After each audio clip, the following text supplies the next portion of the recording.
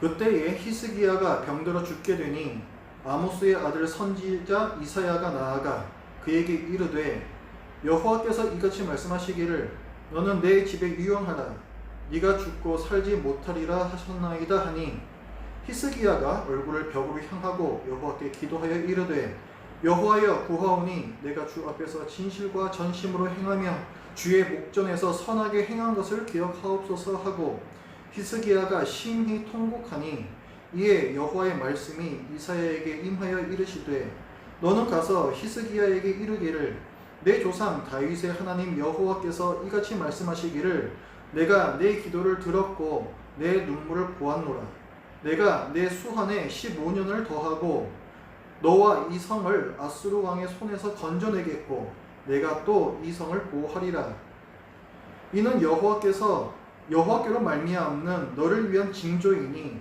곧 여호와께서 하신 말씀을 그가 이루신다는 증거이니라 보라 아하스의 해 시계에 나아갔던 해 그림자를 뒤로 10도를 물러가게 하리라 하셨다 하라 하시더니 이에 해 시계에 나아갔던 해의 그림자가 10도를 물러가니라. 아멘. 아멘. 오늘 본문의 배경은 남유다 히스기야 왕 시대입니다.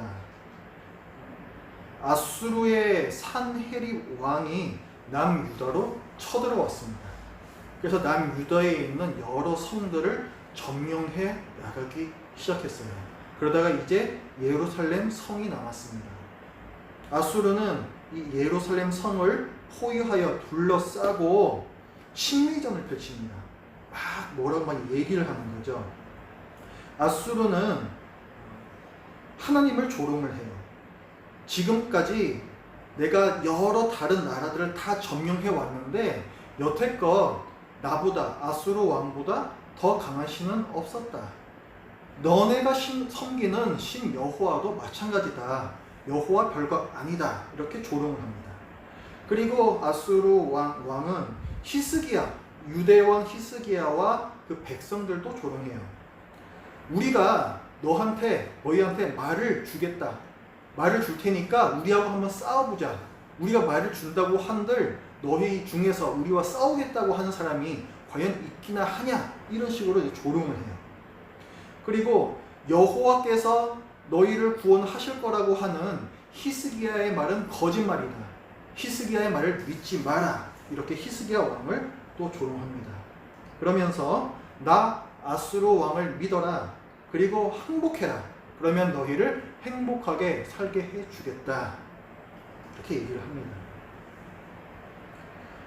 이런 상황에서 오늘 본문을 보면 1절 말씀에 히스기야 왕이 병에 걸려요.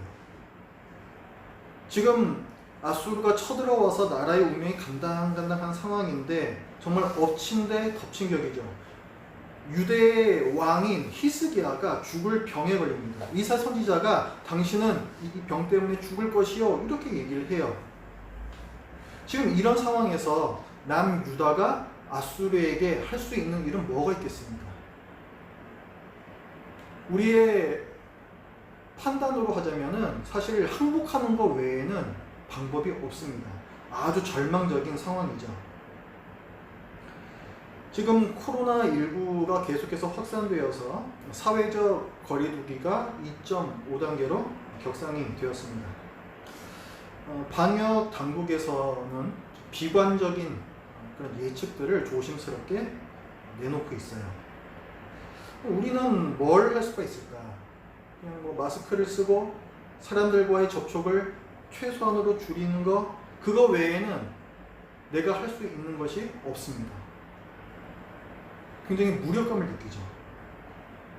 그리고 설상가상으로 또 이런 상황이 되기까지에는 일부 교회에서 일정 원인을 제공했기 때문에 그리스도인인 우리는 당혹스럽고 또 절망감마저 느낍니다. 힘든 시간이 길어지면서 하나님을 믿고 의지하는 것이 쉽지 않습니다. 마치 이 남유다를 점령해 들어오고 있는 이 아수르처럼 코로나는 점점 더 기세를 더해가고 있습니다. 그리고 세상 사람들은 이 아수르 왕 산헤립처럼 하나님이 지금 뭘 할 수 있느냐고 조롱합니다. 그리고 오랜 세월 동안 돈과 권력을 좇으면서 부패한 이 유다 백성이 아수르에게 조롱받는 것처럼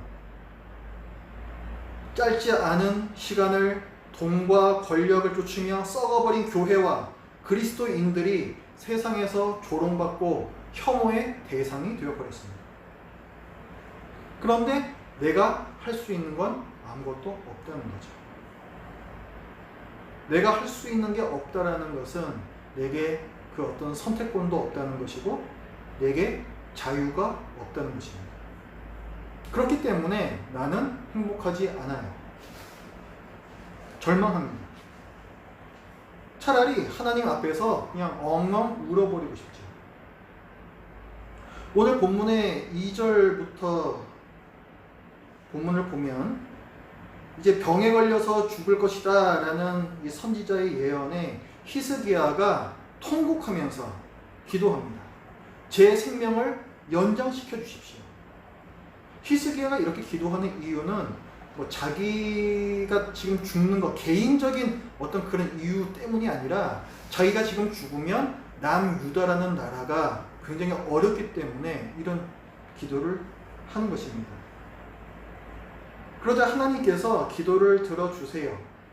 5절 말씀을 보면 내가 네 생명을 15년 연장시켜주겠다. 그러자 히스기야가 하나님께 자기의 병이 나을 징조를 보여달라고 얘기합니다. 그러자 하나님께서 해 그림자가 뒤로 10도 물러나는 기적을 보여주세요. 그러니까 이 남유다에는 해시계가 있었는데 뭐 해가 이렇게 동에서 떠서 서쪽으로 계속 움직이지 않습니까? 그에 따라서 해시계의 그 그림자도 계속해서 움직이게 되죠. 근데 그림자가 움직이는데 하나님께서는 그 그림자가 움직이는 방향을 뒤로 10도 물리셨다는 거예요. 이것을 통해서 히스기야의 병이 나을 거라는 확신을 주십니다. 초자연적인 기적이죠. 어떻게 이 그림자가 이렇게 가던 그림자가 반대로 갈 수가 있겠습니까? 뭐 그렇다고 해서 뭐 지구가 갑자기 이렇게 돌다가 거꾸로 돌았다. 이건 사실 있을 수가 없어요.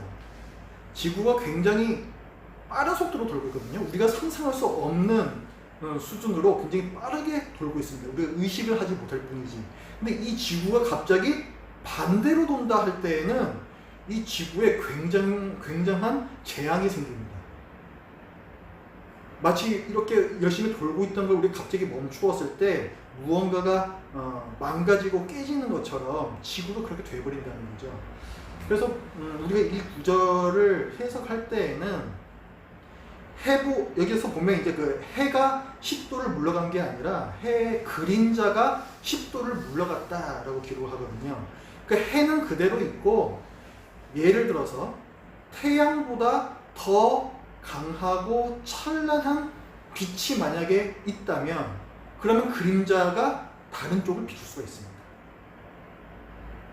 해보다도 찬란한 하나님의 영광이 비추었다. 이렇게 우리가 어떤 예상을 해볼 수는 있다는 거죠. 혹은 뭐 우리가 사막에서 어떤 신기루를 볼 수 있다고 얘기하지 않습니까? 실제로 거기에 어떤 뭐 오아시스나 어떤 도시가 거기 있는 것은 아닌데 빛의 굴절 현상으로 그런 뭐 오아시스 뭐 이런 것들이 이제 보이는 거죠. 마치 그런 것처럼 어떤 이런 뭐 태양은 그대로 있는데 어떤 빛의 뭐 굴절이 됐든지 뭐가 됐든지 이런 부분을 하나님께서 또 어떤 부분을 이렇게 좀 조작을 하셔서 그림자가 뒤로 돌아가게끔 하실 수 있을 것이다. 보통은 이제 그렇게 해석을 합니다.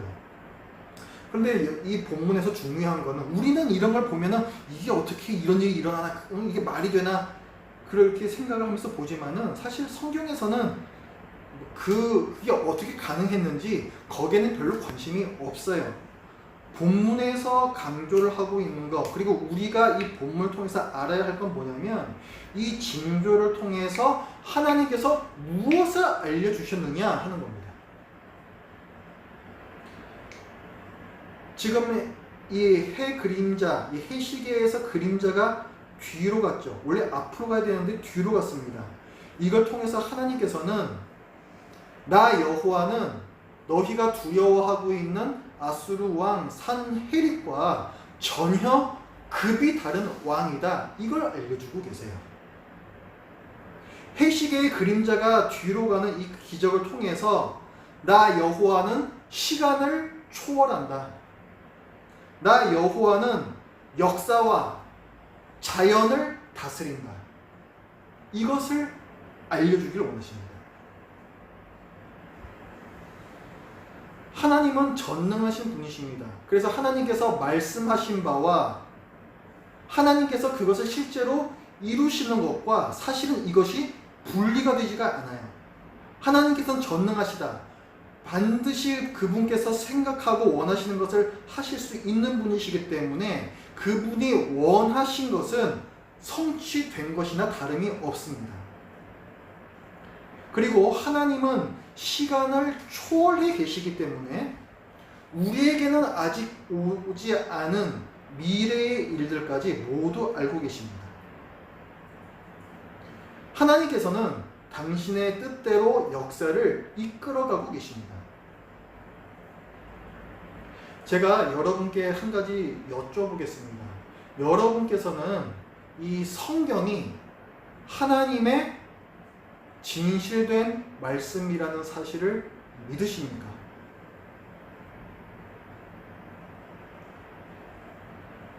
만약 우리가 이 성경을 하나님의 말씀으로 믿는다면 우리는 우리 눈에 보이는 세상과 우리 귀에 들리는 사람들의 말에 울고 웃을 것이 아니라 성경이 말씀하고 보여주는 아름답게 완성된 이 세상과 지금도 그 일을 이루어가고 계시는 하나님의 성실하심을 믿고 오늘 하루를 의연하게 살아내야 됩니다. 하나님께서 성경을 통해서 세상의 처음과 아직 오지 않은 마지막에 대해서 그리고 우리는 그 처음과 마지막 사이에 그 어디쯤을 그 중간 어디쯤을 살고 있다라는 이 사실을 알려주셨어요. 이 성경을 통해서 알려주셨습니다. 성경에서 말하는 이 땅의 교회는 세상 마지막 날까지 흠이 있는 교회이고 그러나 세상과 전투하며 그래서 성도는 고난받는 것이다 라고 말씀합니다. 성경은 하나님의 말씀이다. 이것이 하나의 지식으로서 내 머리에만 머무르지 않고 이것이 여러분의 감정과 행동까지 여러분의 전 존재를 지배하게끔 하십시오. 하나님의 말씀, 이 성경이 여러분을 무너지지 않게 지지하는 기반이 되게 하십시오. 제가 언젠가 우리 삶에는 준거점이라는 거, 레퍼런스, 중심점이 있어야 한다라는 말씀을 드린 적이 있습니다. 이 좌표계에서도 어떤 점의 좌표를 알기 위해서는 항상 원점, 중심점, 준거점이라는 것이 반드시 있어야만 합니다. 이 중심점이 없으면 점의 좌표를 정할 수가 없어요. 무슨 말이냐면은 우리 삶에 있어서 우리가 중심점을 잘못 설정하면 내가 누구인지, 내가 왜 사는지, 내가 어떻게 살아야 하는지 전혀 알 수 없게 된다는 거예요. 우리가 기억해야 할 사실은 이 중심점이라는 것은 단 하나입니다. 그리고 이 단 하나의 중심점은 다른 모든 점들의 바깥에 있는 거예요. 우리의 중심점은 그럼 뭐가 되겠습니까? 우리의 중심점은 우리 바깥에 계시는 하나님이십니다. 하나님께서 분명한 목적을 가지고 이 세상과 우리를 창조하셨어요. 하나님께서 분명한 목적을 가지고 이 세상과 여러분 한 분 한 분을 창조하셨기 때문에 우리가 우리 자신과 이 세상을 바라볼 때의 그 중심점은 하나님이셔야 합니다. 그래야 우리 자신을 제대로 바라볼 수 있고 이 세상을 제대로 바라볼 수 있어요. 그런데 사람들이 하나님을 중심점에 놓기를 싫어합니다. 하나님을 중심점에 놓자니 자꾸 내 자유가 뭔가 제한을 받는 것 같아요. 사는 게 답답하다는 거죠. 또 어떤 사람들은 내가 살아보니 하나님께서 계시다는 것을 내가 경험할 수 없다, 느낄 수 없다, 그렇게 생각을 해요.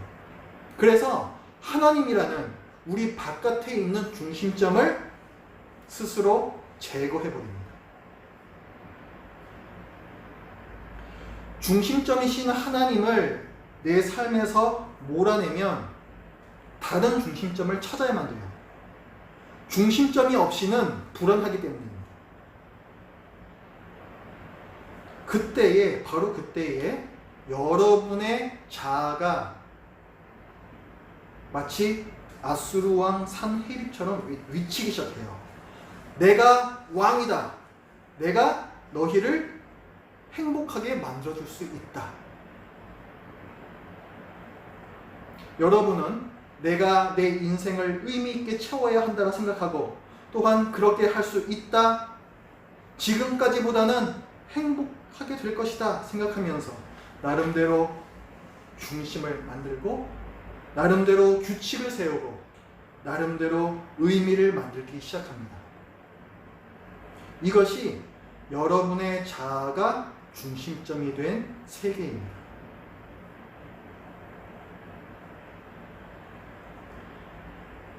행복해지고 싶으시죠? 행복해지고 싶어서 이런 시도를 하는데 그러나 이 시도는 반드시 실패합니다. 나의 바깥에 있는 중심점, 하나님을 몰아내고 내 안에서 중심점을 찾으려 하지만 내 안에 있는 건 뭐예요? 나 자신밖에 없어요. 무슨 말이냐면 텅 비어있는 내가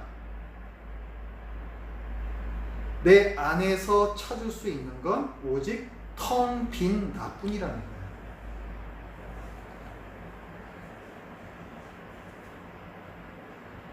그렇게 중심점이 된 자는 한순간에 무너집니다. 내가 너희를 행복하게 해주겠다. 그렇게 큰 소리치던 산헤립 왕은 누구보다도 자아가 중심점이었던 사람이 아니겠습니까? 근데 이 사람이 어떻게 되는가? 오늘 본문이 38장인데 사실 이 37장과 38장은 시간적인 순서가 뒤바뀌어져 있습니다. 이 38장이 37장의 내용 가운데 사실은 삽입이 되어 있어요. 시간적으로 그렇습니다. 지금 아수르 왕 산헤립이 이 남유다에 쳐들어와서 막 조롱하고 내가 너희를 행복하게 해주겠다. 나보다 더 강한 신은 여지까지 없었다. 이렇게 얘기를 하는데 이 사람이 어떻게 되는가? 오늘 본문 위에 37장 36절부터 말씀을 보면 지금 산헤립이 믿고 있는 건 뭐예요? 자기 군대잖아요. 힘이잖아요. 36절 여호와의 사자가 나가서 아수르 진중에서 18만 5천인을 쳤으므로 아침에 일찍 일어나 본즉 시체뿐이라. 하룻밤 사이에 18만 5천 명의 군대를 하나님께서 다 죽이셨습니다. 아수르 왕이 의지하고 있던 그 힘을 완전히 다 죽여버리셨어요. 그리고 37절과 38절을 보면 이 아수르의 산헤립 왕이 떠나 자기 나라 수도 니느웨로 갑니다. 그리고 자기가 믿고 있던 자기 신 니스록의 신전에서 경배할 때에 자기 아들들이 몰래 들어와서 암살해요. 굉장히 어이없이 무너져버립니다. 자기를 지탱해주던 군대가 순식간에 몰살당하고 자기가 믿던 신과 사실은 자기가 누구보다도 믿을 수 있었던 자기 가족들, 자기 아들들이 와서 자기를 죽여요. 그렇게 큰 소리치던 아수르 왕, 자아를 중심 삼아 살았던 그 아수르 왕의 마지막은 단 3줄로 묘사가 되는 한순간에 무너진 인생이었습니다. 이렇게 어이없이 몰락하기까지 아수르 왕 산헤립이 할 수 있는 건 아무것도 없었어요. 군대 18만 5천이 죽을 때까지 아수르 왕이 할 수 있는 건 아무것도 없었고, 신전에서 아들들이 자기를 죽일 때까지 산헤립이 할 수 있던 일은 아무것도 없었습니다. 자기가 선택할 수 있는, 자기가 결정할 수 있는 아무것도 없었다는 거죠. 실제로 그에게는 아무런 자유도 없었다는 거예요. 하나님을 떠난 자아가 우리에게 찬란한 자유를 줄 것 같지만 그 자아는 결코 자유를 주지 않습니다. 오히려 그 자유는 깨지기 쉽고 반드시 깨집니다. 그래서 나 자신의 생각과 판단을 내 삶의 기반으로 삼아서는 안 됩니다. 산헤립은 교만의 죄 때문에 멸망을 당했어요. 자기가 최고라고 생각했습니다. 죄의 본질이 그거죠. 죄의 본질은 하나님이 중심이 아닌 것이고, 죄의 결과는 사망입니다. 사망이란 궁극적으로는 하나님께 반역한 죄에 대한 하나님의 심판으로서의 영원한 멸망이지만, 한편으로는 우리가 이 세상에 살면서 중심점을 하나님에게서 나 자신으로 바꿔친 결과로 경험하는 절망, 죽음에 이르는 절망이기도 합니다. 우리가 실제로 경험을 한다는 거죠. 여러분 안에 있는 텅 빈 자아를 통해서 여러분과 이 세상을 바라보지 마시고, 여러분 바깥에 계시는 하나님, 그분의 말씀인 이 성경의 렌즈를 통해서 이 세상의 현재와 미래를 바라보십시오. 여러분의 중심점은 바깥에 계시는 하나님이에요. 사실 하나님은 우리 안에 계신 하나님이시기도 하고 또 우리의 밖에 계신 하나님이시기도 합니다. 오늘 본문을 보면요, 하나님께서 히스기야의 이 생명을 연장시켜달라는 기도를 드려주시잖아요. 하나님께서 왜 이 기도를 드려주셨는가? 5절, 오늘 본문 5절과 6절 말씀을 보면, 내가 다윗, 내 조상 다윗을 기억하여 내 기도를 들어준다, 이렇게 말씀하고 계세요. 이 말씀이 37장의 35절 말씀을 보면 또 이렇게도 기록이 되어 있습니다. 대저 내가 나를 위하며, 이게 지금 하나님의 말씀이에요. 내가 나를 위하며 내 종 다윗을 위하여 이 성을 보호하며 구원하리라, 이렇게 하나님께서 말씀하세요. 그러니까 하나님께서 히스기야의 기도를 들어주시는 이유는 히스기야가 정말 울면서 간절히 기도했기 때문도 아니고, 히스기야가 정말 선하게 살았고 하나님 앞에서 잘 살아왔기 때문에 그 기도를 들어주신 것도 아닙니다. 여기에는 두 가지 면이 있는 거예요. 하나님께서는 분명히 히스기야의 기도를 들어주시는, 그러니까 히스기야의 개인적인 관계성을 갖고 계시지만, 그러나 하나님께서 어떤 일을 하실 때에는 히스기야를 뛰어넘은, 히스기야를 초월한 다른 더 큰 시야를 갖고서 그 일을 행하신다는 거예요. 하나님은 우리와 개인적인 관계를 가지시는 우리의 안에 계신 하나님이시기도 하지만, 그러나 우리를 초월하여 이 세상과 역사를 다스려 가시는 우리의 밖에 계신 하나님이기도 하십니다. 그런데 우리가 살다 보면 불안하고 외롭잖아요. 그러니까 내 안에 계신 하나님, 하나님과의 관계성에만 자꾸 치중을 합니다. 그리고 내 바깥에 계신 하나님, 하나님의 초월성에 대해서는 생각을 하지 않아요. 그럴 때에 하나님은 자아를 통해서 접근하는 신이 되고 날 치유하시는 신이 되고 내게 직접 말씀하시는 신이시고 그 하나님은 내게 친근한 하나님이 되시지만 그러나 그 하나님은 아주 작은 하나님이에요. 그저 내 안의 자아를 통해서만 경험하는 그런 하나님에 불과하다는 거죠. 그런데 우리가 잘 살펴보면은 이때의 중심점은 하나님이 아닙니다. 나의 자아를 통해서 경험할 수 있는 하나님.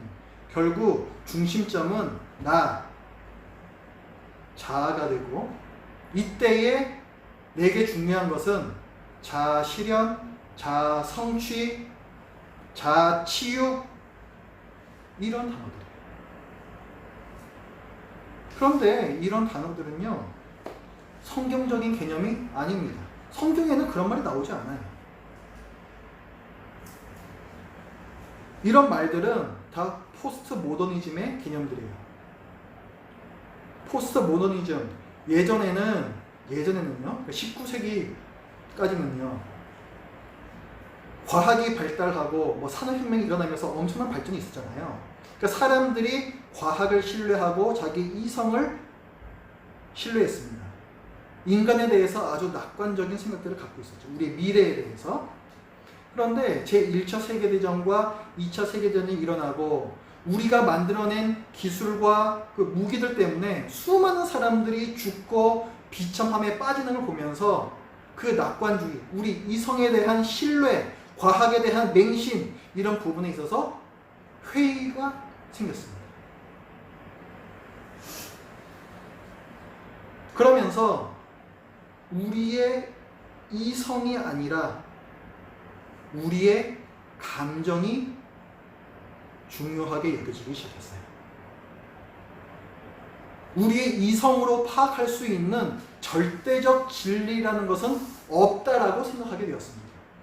단지 내게 행복을 주고 나한테 좋은 것이 선이다.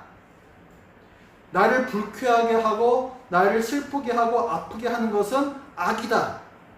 이렇게 진리의 개념을 바꿔치기 시작했습니다. 그때의 중심점은 어디에 있는 거예요? 하나님께 있는 것이 아니라 내 자신에게 있는 거죠. 이런 시대적 사조가 기독교 안에도 들어왔습니다. 그래서 내 안에 계신 하나님을 강조하고 자아 실현, 자기 성취, 자아 치유 이런 개념들을 강조하기 시작합니다. 문제는 뭐냐면 내 안에 계신 하나님만 강조하면 내 바깥에 계신 하나님을 잊어버리게 된다는 거예요. 하지만 성경에서 말씀하는 하나님은 그렇지 않죠. 하나님은 내게 가까이 계실 뿐만 아니라 나를 그리고 모든 피조계를 초월하여 계시는 분이십니다. 하나님께서 우리를 부르실 때에는 단지 우리 마음을 위로해 주시기 위해서, 우리 마음을 어루만져 주시기 위해서 그런 심리적인 도우미로서 우리를 불러주시는 것이 아니라 우리와 전혀 다른 존재로서 그분의 영광, 그분의 섭리, 그분의 권능, 그분의 아름다우심 이것을 찬양, 경배하라고 우리를 부르십니다.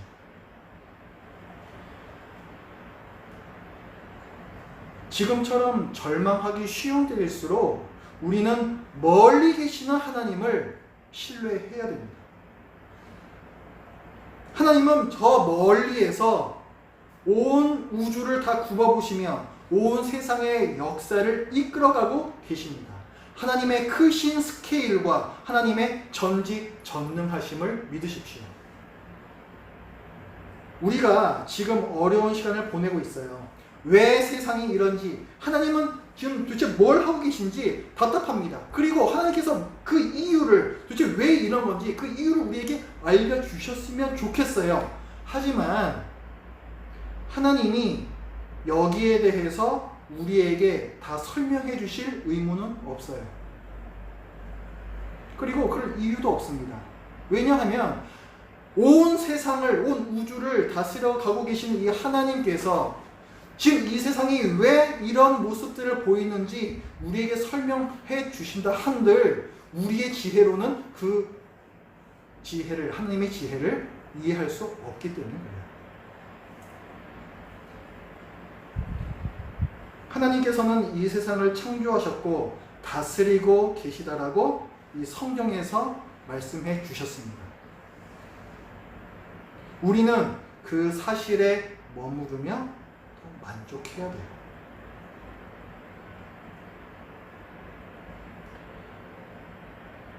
세상은 하나님을 신뢰하라는 말도 믿지 마라 그렇게 얘기해요. 마치 산헤립처럼. 그러나 하나님을 신뢰하라는 것은 성경의 말씀, 하나님의 말씀입니다.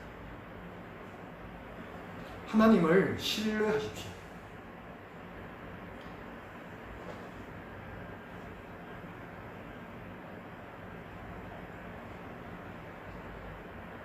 세상은 산헤립처럼 너 자아를 중심점 삼으라고 말합니다. 그러나 여러분의 자아는 텅 비어있고 그것을 중심점 삼으면 반드시 절망합니다. 오직 창조주 하나님께서 중심점이 되실 수 있고 하나님을 중심점 삼을 때 우리가 무너지지 않습니다. 여러분과 이 세상의 바깥에 계시는 하나님께서 이 세상을 다스려 가시고 여러분을 붙들고 계시다는 이 사실을 믿으십시오. 이 어려운 때에 우리와 이 세상을 초월하여 다스리고 계시는 우리가 이해할 수 없는 하나님의 넓고 높은 지혜를 신뢰하시기 바랍니다. 기도하겠습니다. 하나님 아버지, 막다른 골목에 몰린 히스기야, 그에게는 아무런 선택권도 없었고 항복할 수밖에 없었고 절망할 수밖에 없었고, 그러나 하나님께서는 그 모든 상황을, 모든 세계와 이 시간과 역사를 다스려 가시는 하나님을 바라보라고 말씀해 주셨습니다. 하나님 아버지, 저희들이 하루하루를 사는 게 너무 힘들어서 하나님이 아닌 저의 자신 안으로, 저의 내면 안으로 스스로 숨어버린 그런 잘못을 자꾸만 범합니다. 그러나 하나님 아버지, 하나님께서 저에게 주신 이 성경 말씀을 저희들이 늘 신뢰하고 또 이 성경 말씀에 따라서 하나님께서 이 세상을 다스려가고 계신다라는 그 큰 믿음이 저희 한 사람 한 사람 모두에게 있도록 저희의 연약함을 용서해 주시고 또 저희에게 은혜를 베풀어 주시옵소서. 코로나19로 말미암아서 점점 더 세상이 어려워져 가고 있습니다. 교회가 또 하나님께서 계속해서 욕을 먹고 있는 이 세상 가운데 그리스도인으로서 더욱더 절망하게 됩니다. 그러나 저희들이 눈을 들어 높이 계시는 하나님을 볼 때에 저희 마음 가운데 다시금 소망이 일어나게 하여 주시고 그 소망을 붙들고 또 오늘 하루를 의연하게 살아내게 하여 주시옵소서. 예수님의 이름으로 기도드립니다. 아멘.